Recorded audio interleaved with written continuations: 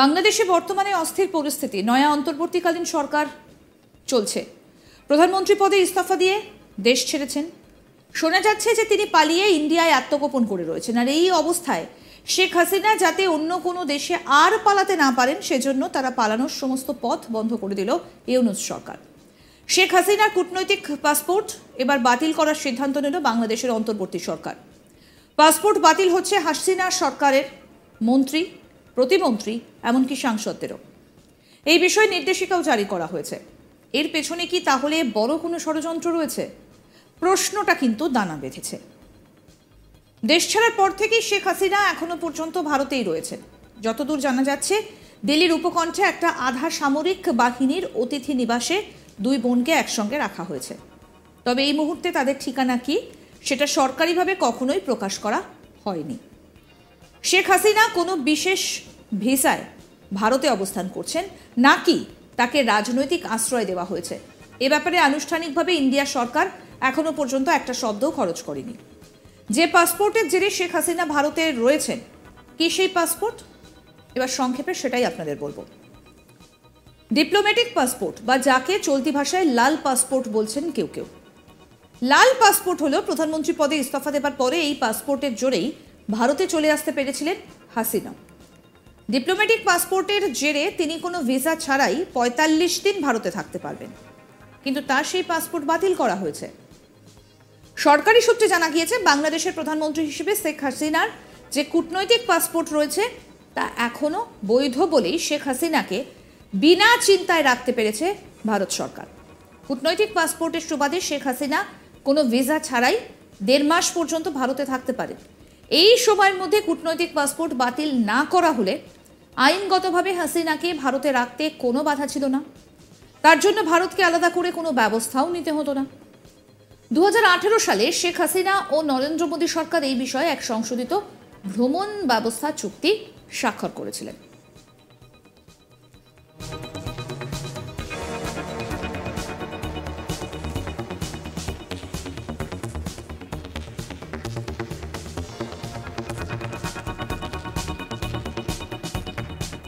তবে তড়িঘড়ি শেখ হাসিনার পাসপোর্ট বাতিলের সিদ্ধান্ত কেন নেওয়া হলো?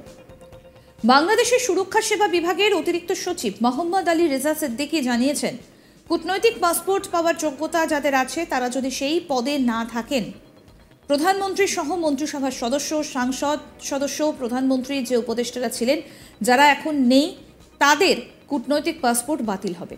এছাড়া চুক্তিভিত্তিক অনেকে ছিলেন যারা সচিব পদমর্যাদার এবং এমন মর্যাদায় যেখানে ডিপ্লোম্যাটিক পাসপোর্টের যোগ্যতা আছে, তাদের চুক্তি বাতিল হয়েছে।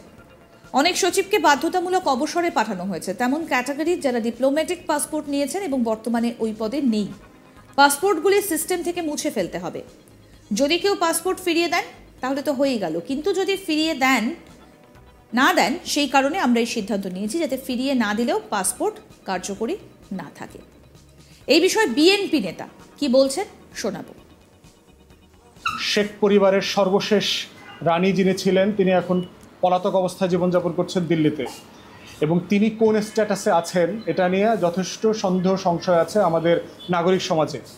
আমরা যেটা জেনেছি সেটা হচ্ছে, আপনারা জানেন যে বাংলাদেশ ভারতের সাথে একটা অফিসিয়াল পাসপোর্ট এগ্রিমেন্ট আছে, যে যারা সরকারি চাকরি করেন, সরকারি বিভিন্ন দপ্তরে দায়িত্ব পালন করেন, তাদেরকে যে লাল পাসপোর্ট দেওয়া হয়, এই পাসপোর্টটা থাকলে দিল্লিতে কোনো ভিসা ছাড়াই তারা ৪৫ দিন ভারতে অবস্থান করতে পারবে, এবং ভাইস ভার্সা।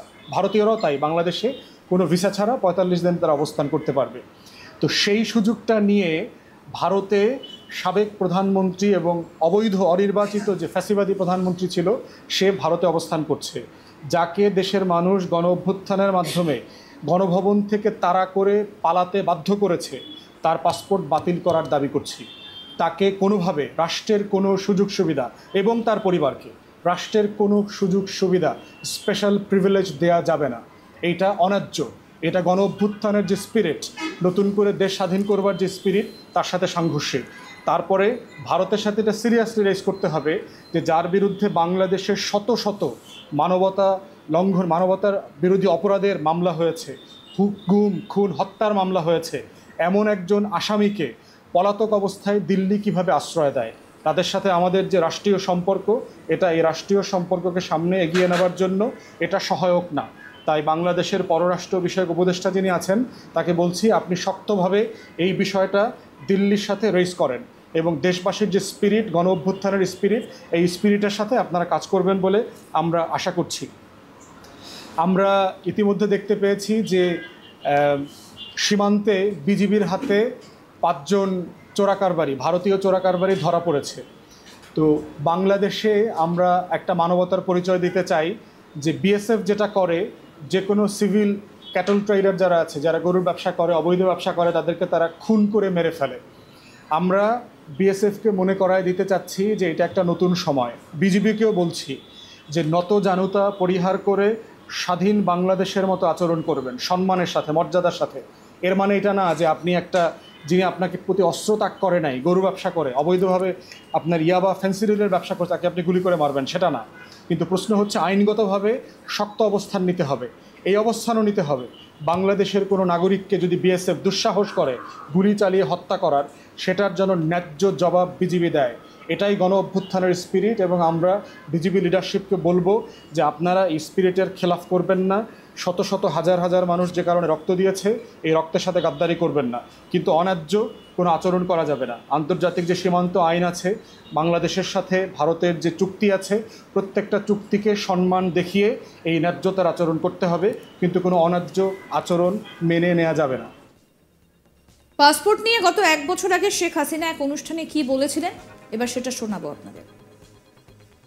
আমরা যেন দেশে না আসতে পারি, এমনকি রিহানার পাসপোর্টটাও রিনিউ করে দেয়নি, রহমান নিষেধ করে দিয়েছিল।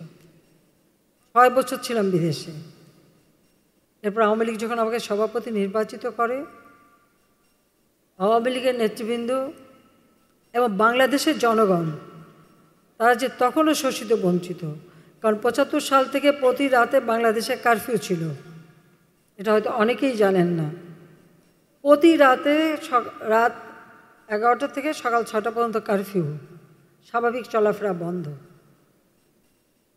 এই যে মানুষের একটা দব্বধকর অবস্থা, তার উপর আর্থসামাজিকভাবে যে দুরবস্থা, সেটা চিন্তা করি একদিকে খুনিরা পুরস্কৃত ক্ষমতায়, আর দিকে যুদ্ধ অপরাধী যাদের বিচার জাতিপিতা শুরু করেছিলেন, সেই বিচার বন্ধ করে দিয়ে সকলকে মুক্তি দিয়ে তাদেরকে ক্ষমতায় বসায় জিয়া। ওই ধরনের একটা অবস্থার মধ্যে আমি কিন্তু দেশে ফিরে আসি একটা চ্যালেঞ্জ নিয়ে, যে এই বাংলাদেশের স্বাধীনতা ব্যর্থ হতে পারে না, এই লাখো শহীদের রক্ত ব্যর্থ হতে। দেখতে থাকুন আজ তাক বাংলার ইউটিউব চ্যানেল, সাবস্ক্রাইব করুন।